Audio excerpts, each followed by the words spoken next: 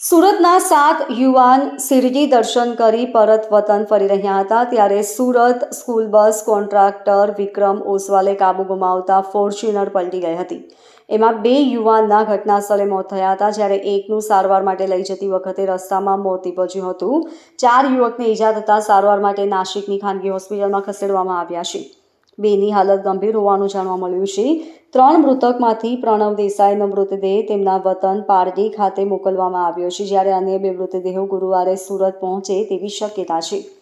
3 મૃતકમાં પ્રણવ દેસાઈ, મિત્ર પલક કાપડિયા અને વિક્રમ ઓસવાલના સ્ટાફના સભ્ય સુરેશ સાહુનો સમાવેશ થાય છે।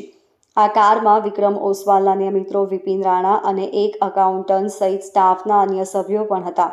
શિરડી સાંઈબાબાના દર્શન કરીને પરત ફરતી વખતે સર્જાયેલા ગમખ્વાર માર્ગ અકસ્માતે સુરતના 3 પરિવારોમાં શોકનો માહોલ છવાયો છે।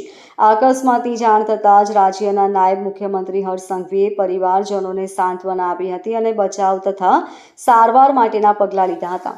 હર્ષ સંઘવીના અકસ્માતનો ભોગ બનેલા વિક્રમ ઓસવાલ સહિતના તમામ યુવાનો સાથે જૂના સંબંધો હતા। આ બનાવની જાણ થતાં જ નાયબ મુખ્યમંત્રીએ તાત્કાલિક નાશિક ખાતે પક્ષના નેતાઓ અને ભાજપના કાર્યકરોને ઘટના સ્થળે પહોંચવા માટે ફોન દ્વારા સૂચના આપી હતી।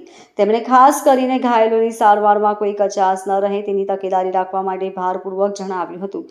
નાયબ મુખ્યમંત્રીના આ દરમિયાનગીરીને કારણે ઘાયલોને સમયસર અને યોગ્ય સારવાર મળી શકી હતી। મૃતક યુવાનોમાં સામેલ પલક કાપડિયા અને તેમના પરિવારનો એકનો એક પુત્ર હતો જે બેંક લોનનું કામ કરતો હતો અને 2 વર્ષ પહેલા જ તેના લગ્ન થયા હતા। મૃતક પ્રણવ દેસાઈ કે જે 11 વર્ષની એક પુત્રી છે જ્યારે ત્રીજા મૃતક સુરેશ સાહુ કે જેને 8 અને 10 વર્ષની વયના એક પુત્ર અને પુત્રી છે। આ ત્રણેય પરિવારોએ મોભી ગુમાવતા બાળકોનું ભવિષ્ય જોખમમાં મુકાયું છે। Bureau report LK star news Surat.